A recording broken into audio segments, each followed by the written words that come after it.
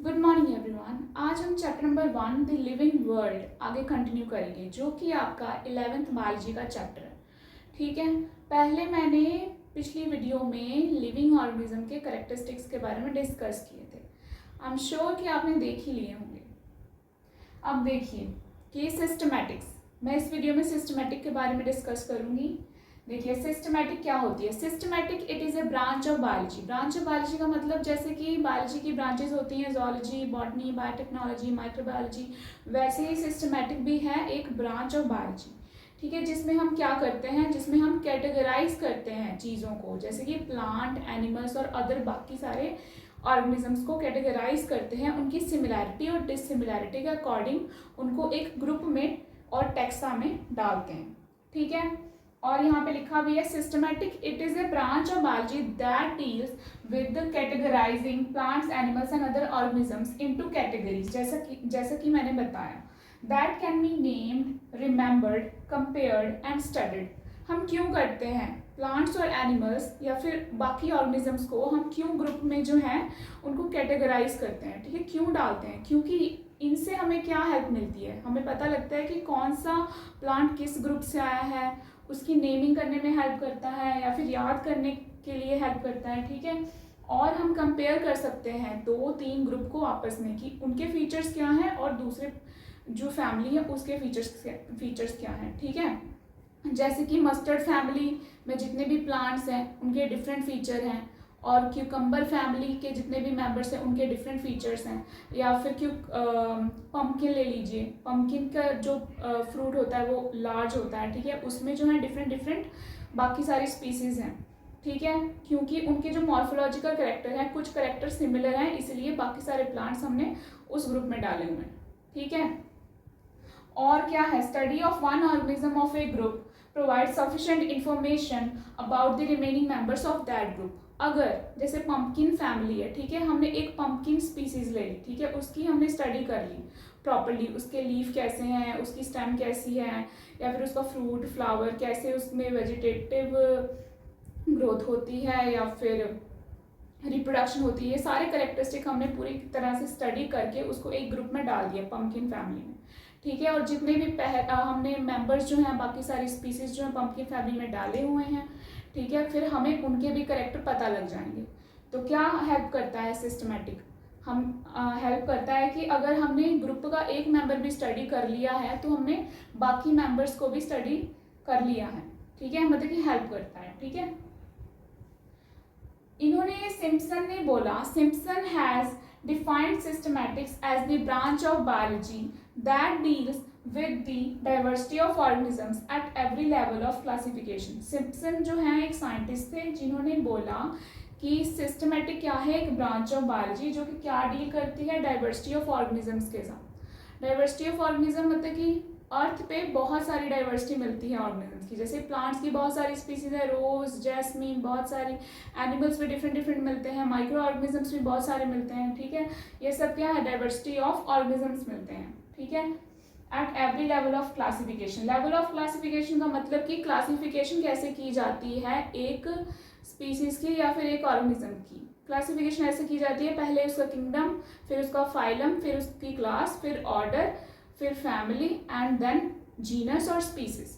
ठीक है, ऐसे उसकी क्लासिफिकेशन की जाती है। आगे जब क्लासिफिकेशन में पढ़ाऊंगी तब उसमें अच्छी तरह से एक्सप्लेन कर दूंगी। देखिए अब बेसिक ऑफ सिस्टमैटिक स्टडी। अब मेन बेसिक इसमें कैसे जो है सिस्टमैटिक स्टडी जब हम करने जाते हैं किसी भी स्पीसीज की तो हम कैसे करते हैं। पहले करेक्टराइजेशन, पहले उसकी मॉर्फोलॉजिकल करेक्टर जो भी है हमारे पास स्पीसीज आई है, जो भी प्लांट आया है उसके मॉर्फोलॉजिकल करेक्टर हमने स्टडी करने हैं। ठीक है, दिस इज कॉल्ड करेक्टराइजेशन। ठीक है, the organism to be studied is described for all its morphological and other characteristics. उसके मॉर्फोलॉजिकल करेक्टर्स हम स्टडी करेंगे कि कौन से ग्रुप के साथ वो सिमिलैरिटी शो कर रहा है। ठीक है, फिर नेक्स्ट आइडेंटिफिकेशन। अब जब हमने उसके करेक्टरिस्टिक पूरे पढ़ लिए और मतलब कि लिख लिए, तो based on the studied characteristic the identification of the organism is carried out to know that it is similar to any of the known group और टेक्सा। अगर कोई भी स्पीसीज हमने ली है, उसकी स्टडी कर ली है, उसके मॉर्फोलॉजिकल करेक्टर बढ़िया से देख लिए हैं, पढ़ लिए हैं और लिख लिए हैं, अगर जो हमारे पास पहले से ही ग्रुप है, बनाया हुआ है हमने किसी भी प्लांट या फिर एनिमल का ग्रुप, अगर उसके साथ सिमिलैरिटी शो कर रहा है तो हम उसी ग्रुप में उसको डाल देंगे, अदरवाइज हमने एक न्यू ग्रुप बनाना है। ठीक है। अब क्लासिफिकेशन, इसमें यही बोला है कि अगर जो भी हमने स्पीसीज, जो भी हमने प्लांट या फिर ऑर्गेनिज्म जो भी लिया है, अगर वो किसी भी ग्रुप से रिजेंबल करता है तो हमने उसमें डाल देना है, अदरवाइज हमने एक न्यू टेक्सा बनाना है। ठीक है। और बनाना ही पड़ेगा क्योंकि उसकी सिमिलैरिटी शो नहीं हो रही है बाकी जो नॉन हमारे पास ग्रुप और टेक्सा है, इसीलिए। ठीक है। अब यहाँ पे लिखा भी है, the organism is now classified on the basis of its resemblance to different taxa. It is possible that the organism may not resemble any known taxa or groups. A new group or taxon is raised to accommodate it. ठीक है।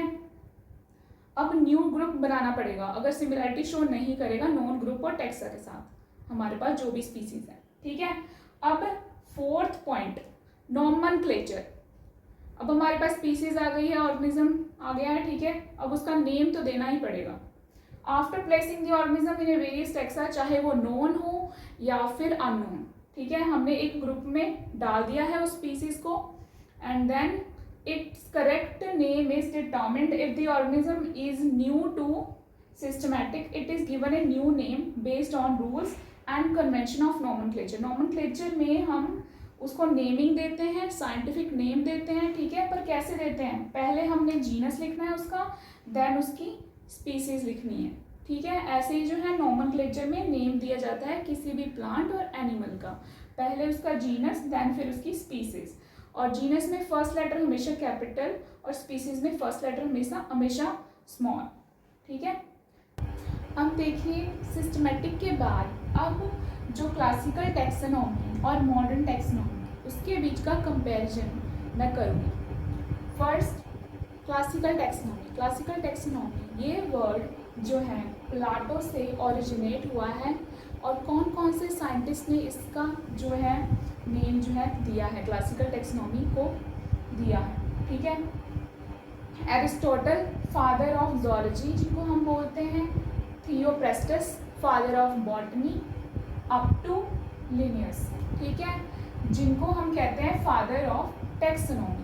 इन सब scientist ने मिलके classical taxonomy के बारे में बताया है।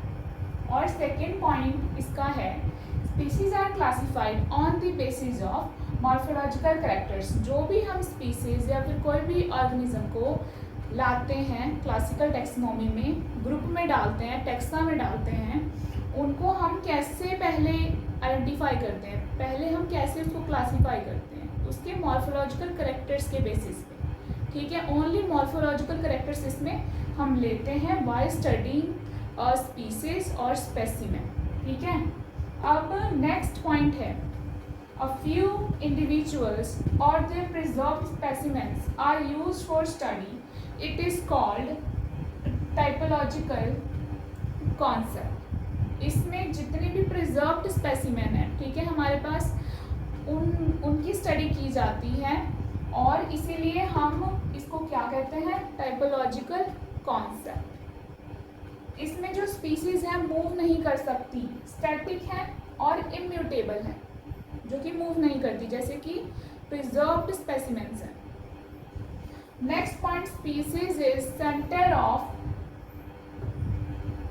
स्टडी। ठीक है। सेंटर स्टेज ऑफ स्टडी बोल सकते हैं। इसमें स्पीसीज के बेसिस पे ही पूरा का पूरा जो ग्रुप है, ठीक है, उसकी स्टडी कर ली जाती है। अब next, modern taxonomy. Modern taxonomy जो है, ये वर्ड किसने दिया था, जिसको हम न्यू सिस्टमैटिक भी कहते हैं। ये वर्ड जूलियन हम्सले 1940 में इन्होंने इसको दिया था, इसका नेम दिया था। ठीक है। Species are classified on the basis of morphology and anatomy, cytology, biochemistry, physiology, genetics. इसमें क्या था, क्लासिकल टैक्सोनॉमी में बस मॉर्फोलॉजिकल कैरेक्टर की स्टडी की जाती है स्पीसीज की, बट मॉडर्न टैक्सोनॉमी में एनाटोमी, मॉर्फोलॉजी, साइटोलॉजी, इन सब को लेके, बहुत सारी फील्ड को लेके फिर एक स्पीसीज की स्टडी की जाती है।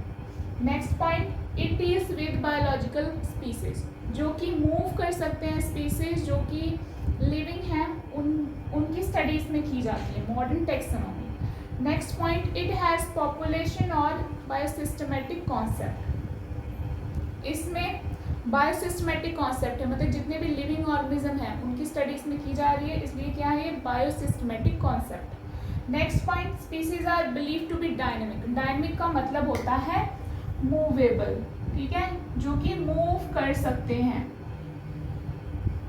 जो कि मूव कर सकते हैं। Next point, it studies primitiveness, advancement and inter relationships of species.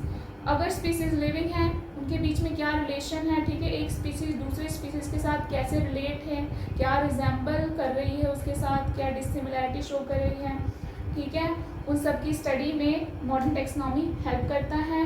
प्रिमिटिवनेस मतलब इवोल्यूशन कैसे उसका हुआ है, ठीक है, उसकी स्टडी करने में हेल्प करता है। एडवांसमेंट मतलब कि कैसे वो अपने एंसेस्टर से यहाँ तक आया है और उसमें जो है कैसे बदलाव आए हैं और कौन कौन से न्यू कैरेक्टर इवॉल्व हुए हैं, ठीक है, इसकी स्टडी में मॉडर्न टेक्सोनॉमी हेल्प करता है। तो ये जो है कंपैरिजन है बिटवीन क्लासिकल टेक्सोनॉमी और मॉडर्न टेक्सोनॉमी। इन दोनों का डिफरेंस जो है पूछ सकते हैं आपसे, ये इम्पॉर्टेंट है।